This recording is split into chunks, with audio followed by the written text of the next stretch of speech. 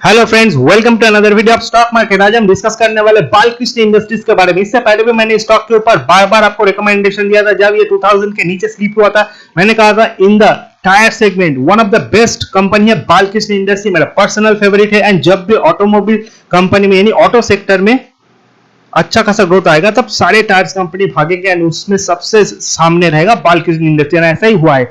Look at the out performance, 1700 का लो है and present ये 2300 के करीब, इसलिए निचले लेवल से 600 रुपीज बाउंस बैक हमने इस स्टॉक में देखा है।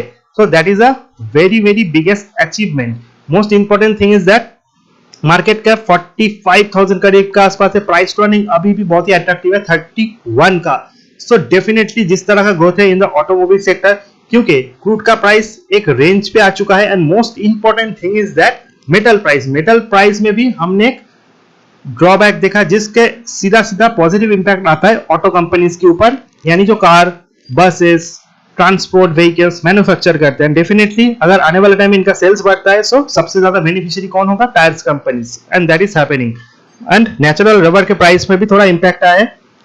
सो इनके लिए भी बहुत ही अच्छा है क्योंकि इनके मार्जिन में भी उतना बड़ा इंपैक्ट नहीं आएगा। अगर हम इस स्टॉक का टेक्निकल एनालाइज करें, टेक्निकल में सबसे important RSI, relative strength index and money flow index short term में स्टॉक के मूवमेंट को बताता है। 70 को स्टॉक ओवरबॉट होता है, 30 के नीचे ओवरसोल्ड। आरएसआई में 67 है, एमएफआई में 80। एमएफआई में स्टॉक ऑलरेडी ओवरबॉट दिखा रहा है बट आरएसआई में अभी भी ओवरबॉट नहीं है, तो थोड़ा और ऊपर की तरफ मूवमेंट ये दे सकता है। हालांकि अगर आप स्टॉक का 100 200 सिंपल एक्सप्रेशन में देखोगे, सारे सिंपल एक्सप्रेशन वही हमारे इसके ऊपर है। 2150 की इंपॉर्टेंट रेंज है।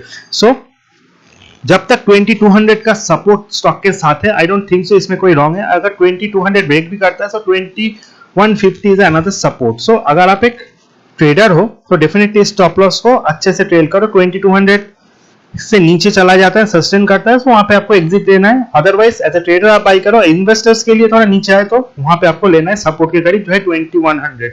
अगर आप इस पर्टिकुलर स्टॉक के और इंपॉर्टेंट पैरामीटर्स को देखोगे, so look at the low. 6 month low है 1700। अगर आप इस स्टॉक का 1 मंथ लो देखोगे वो 2000 के करीब। तो सबसे जो इंपॉर्टेंट स्टॉक का सपोर्ट निकल का आता है कि 2200 एक है, 2000 एंड नीचे आता है 1700। सो डेफिनेटली अगर ये स्टॉक फिर से इस रेंज पे आए आपको बाय करना। आई डोंट थिंक सो ये 1700 के रेंज पे आएगा until something very big happen, but कुछ कह नहीं सकते। बट यहाँ पे आपको नहीं लेना, नीचे करेक्शन में मिले। So definitely from the range of 2000 and 2200 आपको इस स्टॉक को बाय करना है एंड देन आपको लॉन्ग टर्म के लिए होल्ड करना, आपको अच्छा रिटर्न डेफिनेटली मिलेगा।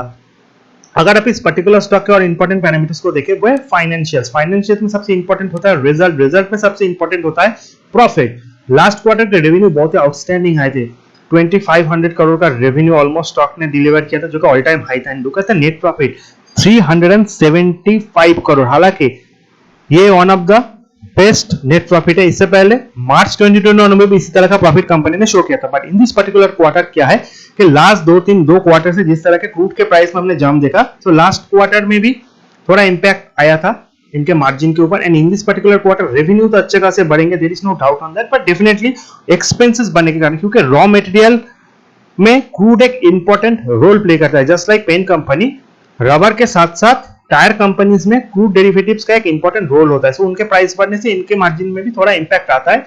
बट डेफिनेटली जिस तरह से क्रूड का प्राइस थोड़ा गिरा है, सो उसका थोड़ा रिफ्लेक्शन आएगा एंड सेल्स बढ़ने के कारण इनका जो नेट प्रॉफिट है उसमें भी थोड़ा अच्छा खासा इंपैक्ट हम देंगे। ऐसा नहीं कि प्रॉफिट बहुत गिर जाएगा, but definitely after the result है आपको डिसाइड करना है। अगर रिजल्ट थोड़े से ढीले आते हैं, थोड़ा गिरता है, देन आपको बाय करना है एंड लॉन्ग टर्म के लिए होल्ड करना है। Otherwise in that particular price I am not suggesting to buy this particular stock, but आपको रडार पर रखना है। टायर सेक्टर के किसी एक स्टॉक के साथ आपको जाना है, वह Balkrishna industry one of the best stock है। अगर आप इस स्टॉक के पीएस के साथ कंपेयर करोगे तो दो कंपनीज है जो मेरे रडार पे हमेशा रहते हैं कि बालकृष्ण एक है अपोलो।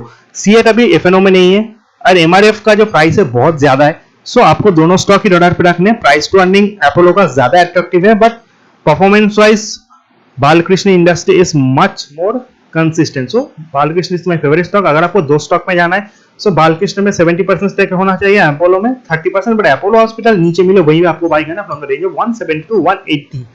अगर आप सबसे लास्ट में शेयर होल्डिंग पैटर्न देखोगे तो share holding pattern is also very good, जहां पे जो प्रोमोटर्स है उनके पास controlling stake almost 58%। Look at the public holding almost 16%, promoters FI holding 14%, DI holding 12%. So overall सभी का अच्छा खासा स्टेक ये दिखाता है सभी का अच्छा खासा कॉन्फिडेंस है.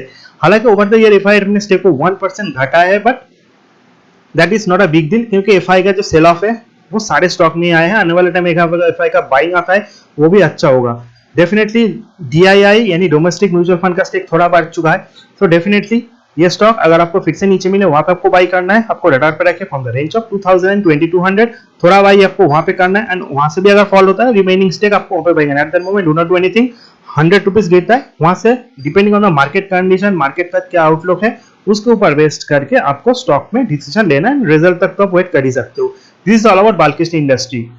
Very good stock. Video informative अच्छा लगे चैनल को लाइक सब्सक्राइब शेयर करना बिल्कुल मत भूलिए. This video only for educational purpose. आज के SEBI investment advisor before buying और selling any stock. Thank you for watching.